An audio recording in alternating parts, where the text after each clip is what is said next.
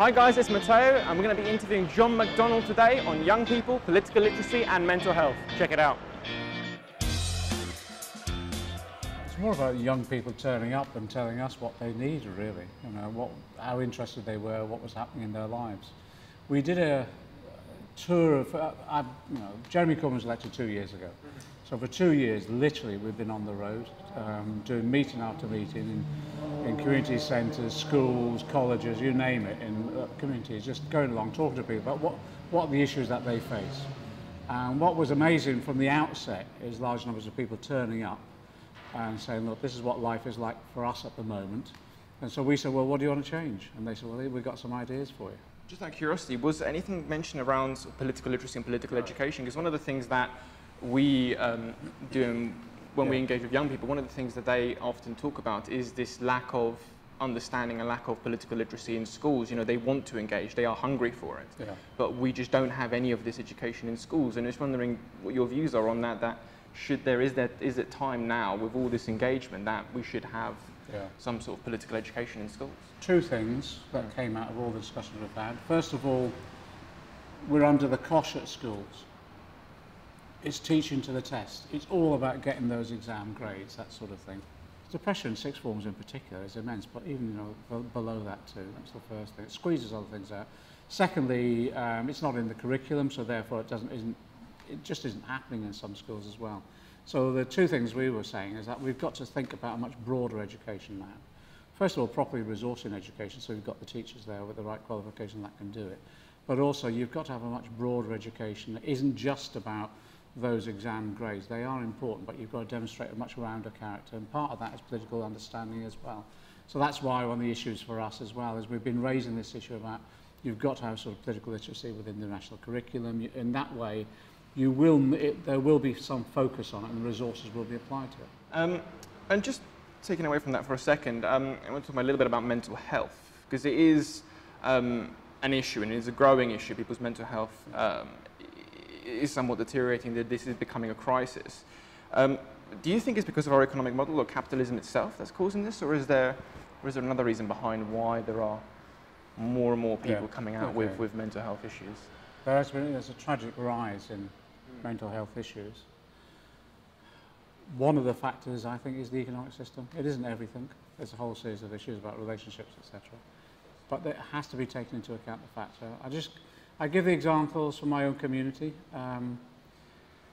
If you're under pressure because you're not earning enough, because your wages are so low, you're not earning enough to put a decent standard of living for your family, the housing costs are enormous, you worry about paying the rent at the end of the week, or you can't afford the mortgage this month. That puts stress on people immensely.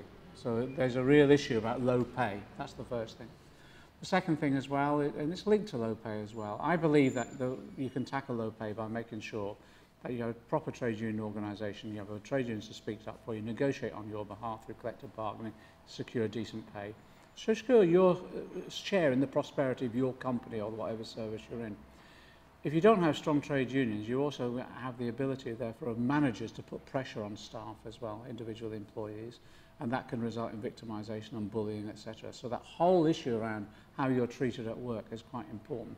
And I think that's one of the mental health issues that I've got in my area. So in other words, you're not earning enough, housing costs are high, you get yourself into debt, and then literally you're on a downward spiral for many people as well. That's for people in work. But I meet lots of young people who've got mental health issues as well, and it's this whole issue of that. They're under so much pressure at school or in college to get those grades because they're in competition so much for the job that they want. And actually the jobs that they want are not in the supply chain that we now have.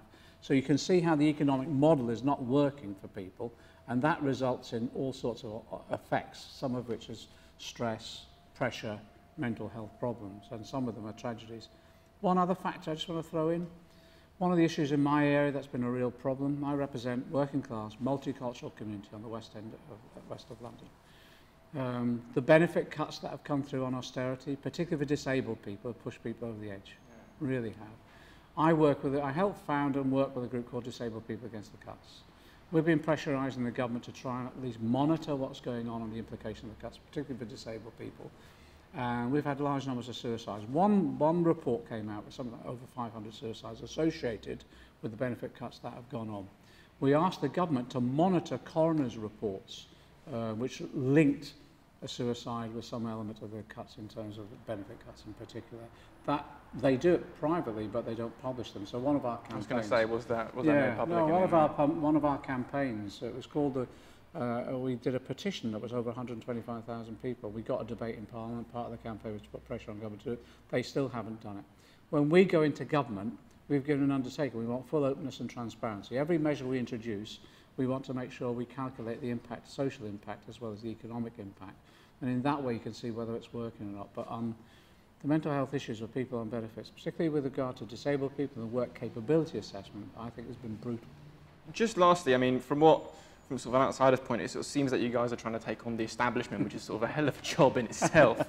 And I was just wondering if there is a song that you listen to that when you get out of bed, or that. Yeah. I've just got this image of Jeremy Corbyn sort of getting out of bed and going and listening to the Eye of the Tiger before he gets into the House of Commons or something like that. I'll check it out with him, shall I?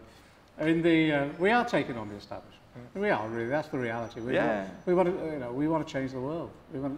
We ran on a slogan of "Another world is possible," and what we're saying is actually that other world is now in sight, because we think we can radically transform things.